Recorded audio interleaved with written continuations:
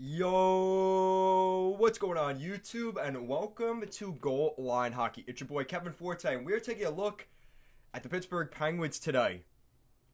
Evgeny Malkin and Sidney Crosby. What is the future of them and their time with the Pittsburgh Penguins? Something that you may not want to uncover. Is it too early to flip that rock? We're going to do that today in this video. If you like what we're doing here at Goal Line Hockey, want to see the latest news around the NHL, make sure to give this video a thumbs up and a subscribe down below, and let's take a look at the Pittsburgh Penguins.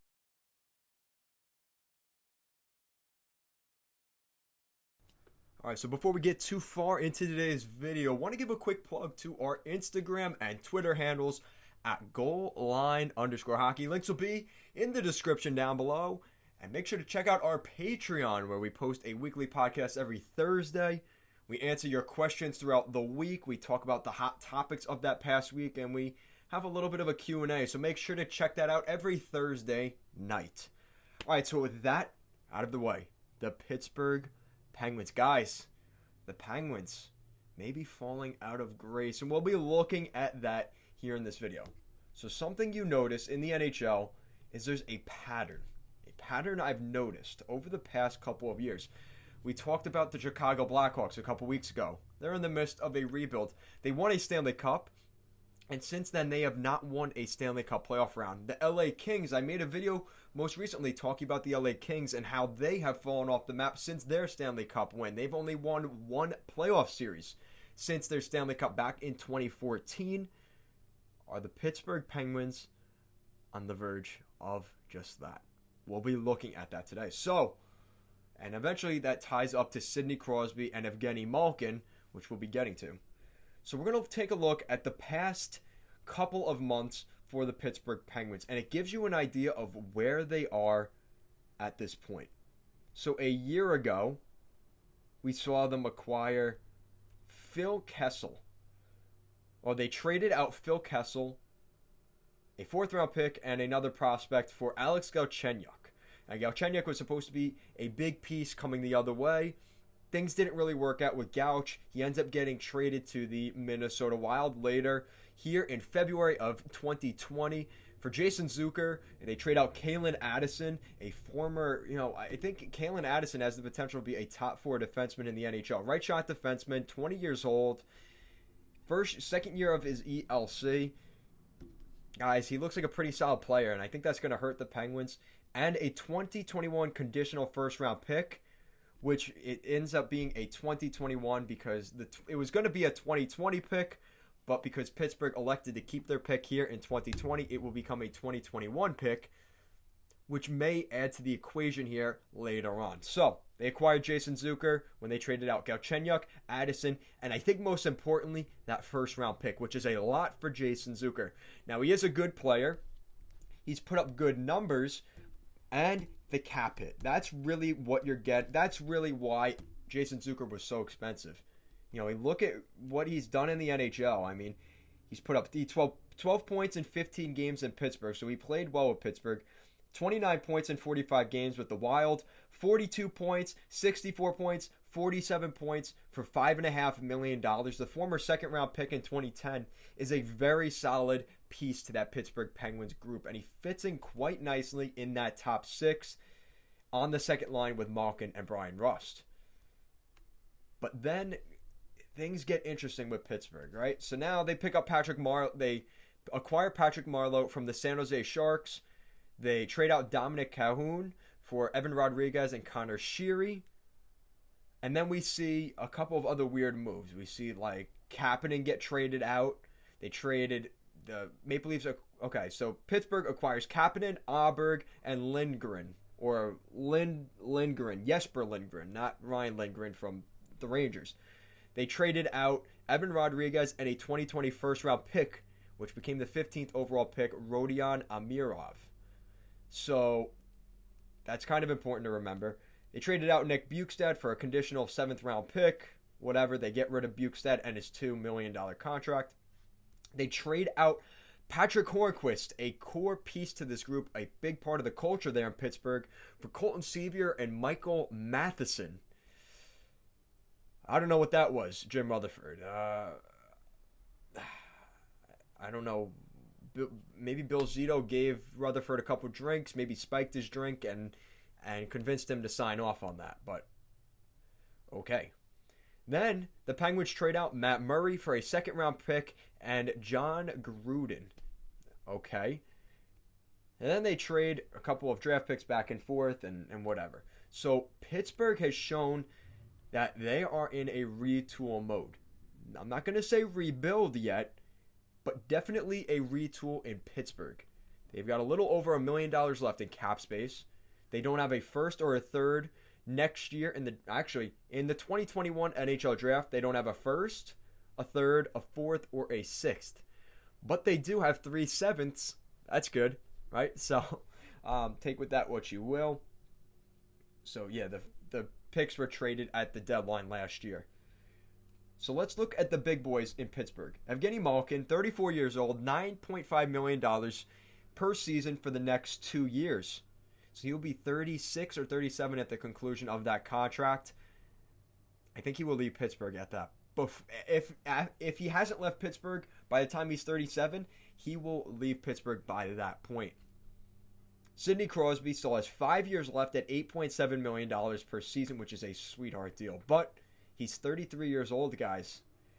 He's going to be 38, 39 when that deal is done. Jake Gensel, another 4 years at $6 million per. That's a good contract. Jason Zucker, 5.5 for the next 3 years. Again, that's what they had to trade a potentially top 4 defenseman in Addison, a potentially lottery draft pick with the 2021 first round pick, and they also had to give up a decent player as well. And this is what happens. You know, Pittsburgh is kind of has their hands tied behind their back. Brandon Tanev at 3.5 per for the next 5 years. Brian Rust, 3.5. Kapanen, 3.2. Jared McCann at a little under 3. Not bad. Chris Letang, his contract will expire in 2 years, making 7.25 for the next 2 per season. Michael Matheson, 6 years at a little under 5. Brian Dumoulin, 4.1 for the next 3 years. Not a big fan of that either. And 24-year-old Marcus Pettersson at a shade over 4 for the next 5 years. I like that one. I liked Marcus Pettersson when he was with Anaheim. I think he's a good addition for the Pittsburgh Penguins, especially on this blue line that, God help them, they need some help. Because Michael Matheson, Brian Dumoulin, yikes. Now, the good news is, in between the pipes, they are set for the next 2 years at the very least. You've got Casey DeSmith for the next 2 years, $1.25 million per season, and Tristan Jarry at $3.5 per season for the next 3 years. That's huge for the Penguins. They're not paying a ton of money in that regard. They have Zach Astor-Reese on the IR right now, and they're still paying the retained salary for this season on Nick Bjugstad at $2 million, whatever. And they still have the buyout of Jack Johnson, which is another 5-6 years on that. But you look at their depth, and they are going to have to rely on them at some point, either this season, next season. Drew O'Connor seems to be a guy that started to come up in Pittsburgh as a guy they're going to have to rely on up front. Drew O'Connor, let's pull him up. Drew O'Connor, Chatham, New Jersey native.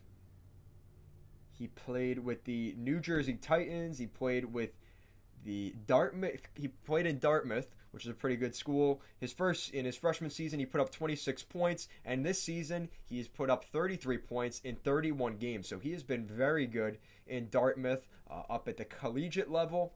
Hopefully, he turns into a really hot prospect here for the Pittsburgh Penguins.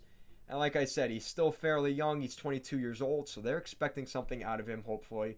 Samuel Poulin is a guy to keep an eye on as well. I had him as a black ace in the bubble postseason for the Penguins. Fortunately, they weren't in the postseason very long, thanks to the Canadians. But the former 2019 first-round pick, he's 19 years old. In the Q last season with the Sherbrooke Phoenix, put up 77 points, and he has 4 points already this season in 3 games with the Phoenix this year in the QMJHL. So there's a lot of excitement around Samuel Poulin, especially up front. So it seems like it's O'Connor and Poulin up front. I just love saying the name Samuel Poulin. But Then defense, it gets a little bit more tricky. You have Pierre-Olivier Joseph, who they picked up from Arizona in the Galchenyuk deal alongside Galchenyuk. Nicholas Almari, Will Riley, some of these names that we really haven't heard much of. Cameron Lee, different names for Pittsburgh, which they're going to have to rely on these guys over the next couple of years. John Marino, who they picked up from Edmonton, that was a great move. He is a very good defenseman, and I think he could have been up for Rookie of the Year last year, at least as a finalist, but there's just so many good players right now in the NHL, so we kind of fell off, but he was a dark horse player in my opinion. But you look at this team, I mean, you've got Gensel, Crosby, and Kapanen on the first line, who they picked up from Toronto. Zucker, Malkin, and Rust. And then the bottom six, just, I don't know. This is going to be a mess. Jared McCann, Mark Jankowski, Evan Rodriguez, Brandon Tanev, Teddy Bluger, and Sam Lafferty. Now, it's not abysmal, but you look at what they have in the top six, it is nowhere near. They rely on their top six. And what we've seen over the past couple of years, it's the teams that have depth that do well in the postseason. You look at the Islanders, most recently the Dallas Stars, the Colorado Avalanche, yeah, they're a good team. They have some depth. They didn't get there this year.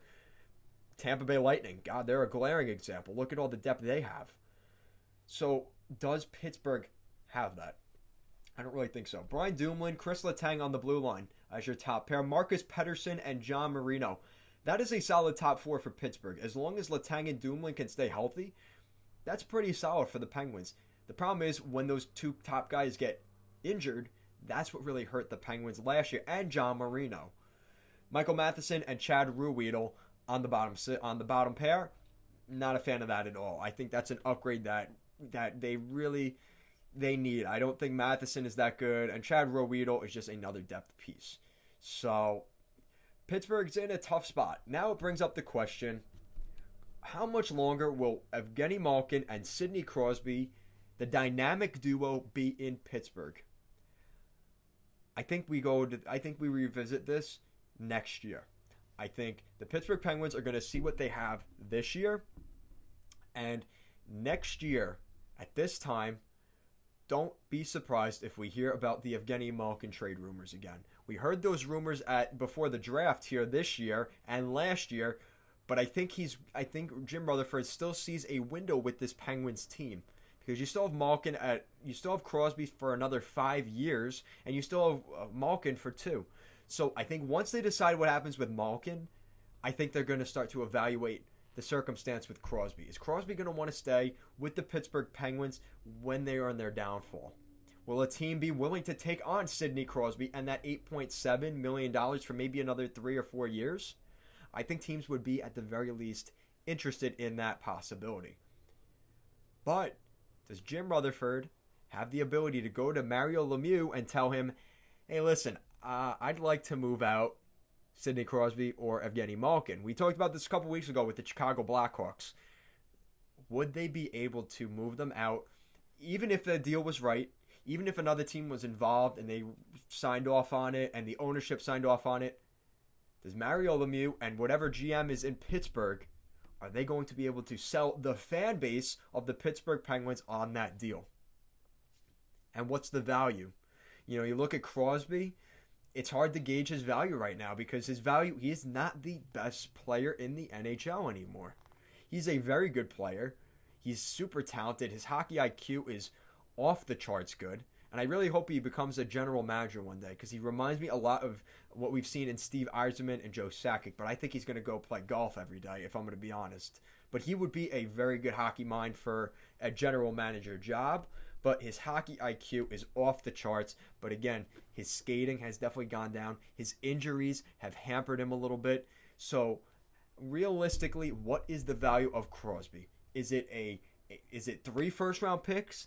Is it 2 first-round picks and your best prospect? Guys, what is the value of Sidney Crosby? And what's the value of Evgeny Malkin, who is even older, and he's going to be on an expiring deal at that point? So I'm just bringing up the question now.